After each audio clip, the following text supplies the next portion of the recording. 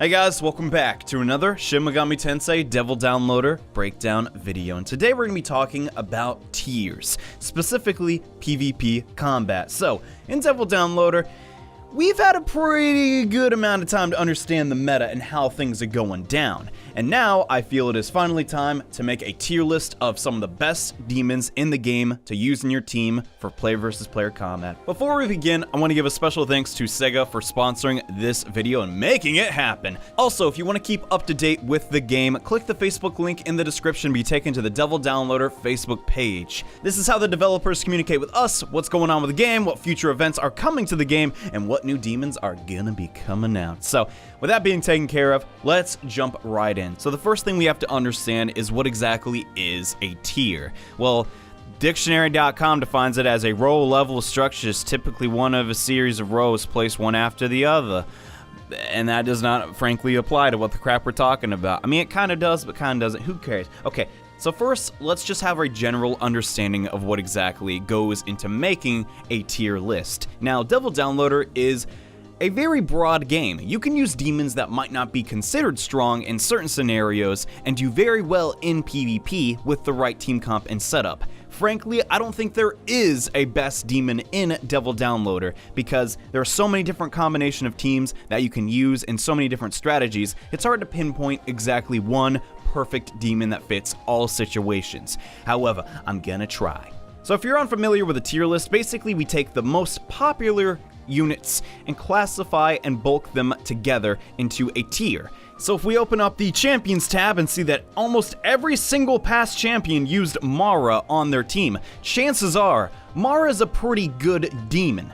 If almost all the rank 10 players are using him, you probably want him on your team. However, in Devil Downloader, you do not have access to all the units that you want straight away. So while Mara may be incredibly powerful, if every demon was unlocked for everyone to use, would he still be at the top?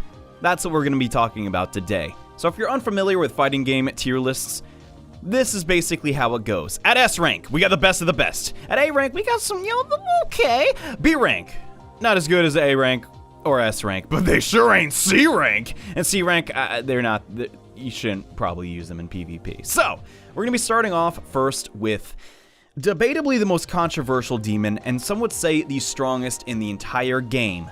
Oh yeah, baby, it's Mara. So Mara, simply put, is a fan favorite for a myriad of reasons, but in Devil Downloader, he's an unparalleled physical attacker. So he has a really high strength stat, one of the highest in the game, and if he is a purple archetype, he gets access to Pierce, which is really good. So his innate skills are Titanomachia and Hell Thrust. Hell Thrust being a signature attack that can inflict charm onto the opponent, which is very, very useful in PvP. Sometimes you'll just luck out, you'll get 3 people charm if they don't have the barrier brands equipped, and just you win! The enemy will be fighting over each other, and that's all you need. You just need probably that one turn, and you can capitalize and chip through their team, knocking out their support demon, taking charge of the game, and that is really where Mara comes in play, and why I believe he's ranking so high. Sometimes, hey, Health Thrust hit, GG, and it's over.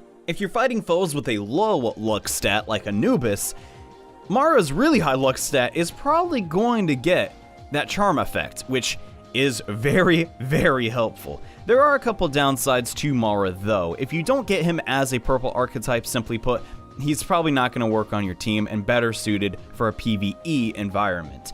On top of this, he does have an innate weakness to the ice element, and simply put, having a slot being eaten up by resist ice kind of does suck, but it's well worth it if you do manage to get this guy. And also, his HP and vitality and agility aren't the highest, but you know what? That's okay. Honestly, Mara is here to stay. There's a reason that so many players are using him because he's not a gacha exclusive. He doesn't take too much magnetite to create like Metatron or Huanglong, and he's a great sweeper. If you get him, holy crud, I envy you. Let's just say that. But moving on to our next S tier.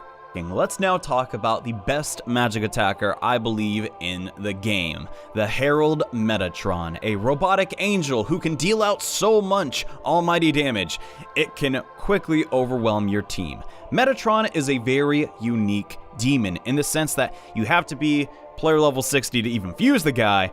And he is incredibly resilient. He resists fire, ice, elect, force, and completely nullifies light damage. Along with this, Metatron has access to the spell Fire of Sinai, which can do multiple hits of almighty damage. He's the only demon in the game that can do this, and he's also one of the 4 demons in the game that has access to infinite chakra, giving him an additional MP per turn. And he just comes out of the box with that, so goddamn, he is an absolute beast. Ideally, you want to fuse this guy with a clear archetype because his awakening skill will then be Enduring Soul, meaning this already tanky and hard to deal with demon can revive basically, and you gotta like attack him again to finish him off.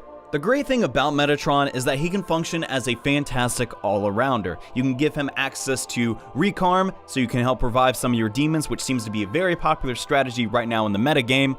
Fusing him as a protector archetype, giving him access to salvation so he can just heal your party all the time and deal with those cruddy status effects. Or how I would prefer to fuse him, make him as powerful as you can by focusing on his almighty damage and ability to get so much MP per press turn. The only issue with Metatron is he really struggles against one demon in particular that can block his almighty damage, which is actually the next demon we're talking about. Huanglong is a beast. And it definitely belongs in S tier. I don't care what anybody says. This is one of, if not the best support demons because he also has a unique skill in the form of 5 elements, which can block almighty damage. It is the only skill in the game that can do that. That's not even a thing from mainline SMT games, y'all. Along with this, he has a very high magic stat, very high HP stat, super good vitality stat, which feeds back into his high HP, and his agility is super high. On top of this, if you make him a purple archetype, he will learn the speedster skill, increasing his agility even higher. However, if you make him the yellow archetype, he does get luster candy, which can be very handy, but I personally find this skill to be a little too hard to use in PvP because the fights they end pretty quickly. Also, fights usually don't go more than 3 turns, and chances are you already have a demon that has an auto Tsukukaja or Tarukaja on your team to give you buffs. Along with Metatron though, he simply just does not have a weakness, only being very susceptible to physical damage. And if you get him a teal archetype, not only does he inherit Enduring Soul, he also can get Null Dark. That's really good if you couldn't tell. And really, he just works well on any team. If you can inherit like Recarm onto him, he can also revive your demons. Megidolon does damage everywhere. Nothing can get around that unless your opponent also has a Huanglong, which used 5 elements to block it. And if he had null physical, he'd basically be a perfect defense demon. He wouldn't go anywhere, but sadly you only have so many slots to pass on. At the end of the day, Huanglong just doesn't have any drawbacks. He's pretty much a +1 on every team and can fit there. And as long as you have at least one demon that has some resistance to physical attacks, I see him working pretty much anywhere. It's Koumoku, baby. So, at a purple archetype, Koumoku has access to the skill Wind Pierce, which is really good. You haven't noticed it yet, yeah, PvP, you kind of want Pierce, so a lot of players are focusing on the physical Pierce. Koumoku is this high up because his ability to pierce through all the resistances to wind damage that demons like Metatron and Huanglong have makes him a surprise contender. His innate skills are Mazandine, Savage Glee, and Gelbalg, which are all really nice to have. If you slap Force Boost on him and you have access to Force Pierce, you're gonna be doing so much damage, guys, like seriously. I've had my eyes on this demon for a while. I'm very close to finally getting him, and if you have Mazanma, you're gonna be doing serious damage to the whole party every single turn. The Gelbalg Savage Glee combo is also very nice, but sadly, this demon cannot get Pierce unless you inherit it, and that's really pricey, so chances are you're gonna be just using him as a magical attacker, which I believe is kind of his niche to fill. If he has Force Pierce, he can pretty much fit on any team. There are downsides though. His luck stat is absolutely abysmal. If you're running against Mara, you're probably gonna get smacked with you're gonna get charmed, and Koumoku's gonna use his Mazandine on just your party. It's gonna be a nightmare. Also, his agility is not the best, but I think you can get around that with just some support demons. So realistically, this demon is also fairly easy to fuse compared to the other, like, demigod hardest to obtain demons. So I think he's a great magical attacker and can definitely go toe-to-toe with some of the other great 5-star based demons. Next, let's talk about another support demon in the form of the dragon Ketsalkoatl, who is... I think this guy's a game changer, honestly.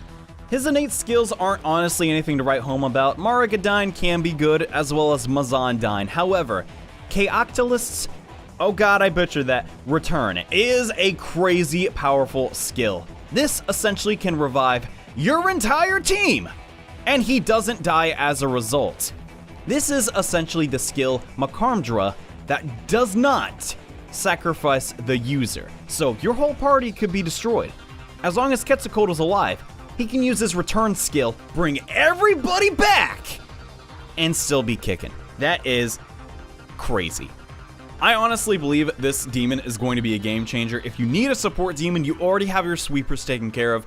Consider Quetzalcoatl just such a superior demon. Ideally, the best in PvP, you want to make him an elementalist or teal archetype because his awakening skill is repel physical, which physical attack's a big deal in PvP, okay? The way that the game's AI functions is it's not intelligent enough to understand, wait, all of the demons I'm about to hit into reflect physical attacks, so this is gonna hurt me.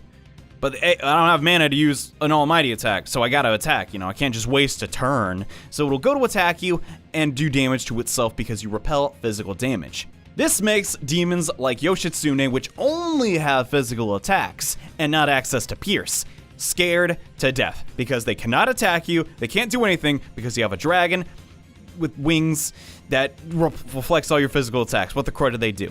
And I know what you're thinking, oh, I don't give a crud, I got pierce, yo, which is a fair statement to say, I suppose, but here's the deal about that, right? The best partner to Quetzalcoatl is the demon Alia, which, believe it or not, is the next S tier I wanted to talk about. Ooh, transitions. Alia is going to be the most prominent used demon in PvP. Mark my words, because once awoken, she comes with the skill Ban Pierce, which has a very deceptive name, more or less. It stops piercing skills from penetrating repelling damage. So by that I mean, if you have a demon like Huangdi who has pierce, and he goes to hit a Yoshitsune who drains all physical damage, pierce still has priority, so that physical attack isn't going to be drained and is instead going to connect. However, if Huangdi is about to hit a Rongda, which does have repel physical, and that Rongda is right next to an Alia, guess what? That physical attack is bouncing back and hitting Huangdi. This is why Alia is such an amazing demon, and until more characters get access to Ban Pierce, she is going to be on pretty much every defensive team. As far as skills to consider, really, she can go great with anything. You don't have to worry about archetypes either, since you can only be created as of the date of this video with a clear archetype using the multi-fusion and the Church of False God. So like, really, you got all those empty skill slots to like just put in whatever you need to make this demon absolutely a monster. So that's 2 support demons down. Let's head back to the sweepers and talk about Lucifer, one of the better magical sweepers in the game, along with Cuchulainn and Metatron. Basically, he's the same thing as Metatron, but lacks all of his crazy resists. But he does have resist physical innately, which is why I still want to put him in S tier. He does have a weakness to light damage, but if you have him as a teal archetype, you get rid of that. You actually drain light damage, which is pretty good. His signature attack is Morning Star, which is a very, very hefty MP cost, but does pretty crazy damage. Sadly, he has balanced stats, so he doesn't really have an issue there, but ideally in PvP, you want to have not balanced stats. You want to have demons that excel at one thing to cover the weaknesses of your own party, and Lucifer can't really do that, but his stats are pretty crazy. Morningstar is great unless you're down to 1 demon, and resist physical is all around pretty nice, because chances are you're going to get hit with a physical attack in PvP eventually. That's just the name of the game.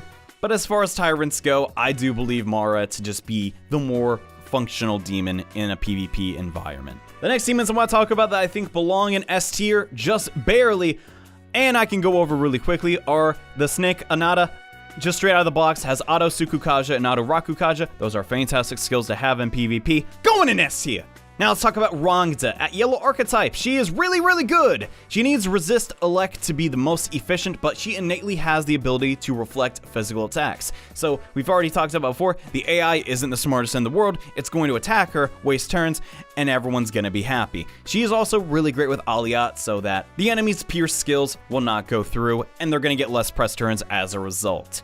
Next up, we got Vishnu. He's the deity that everybody wants. At Red Archetype, he gets Megidolan as his awakened skill, and because he's a Red Archetype, the MP cost of that skill goes down by 1, meaning he can spam it. He also has Avatar, which is a really great healing skill, Bufudan, Holy Wrath, blocks light and dark. Pretty good demon, if you ask me. And last but not least, the 2 4-stars that I want to put in S tier because I think they're amazing demons on a slower team comp.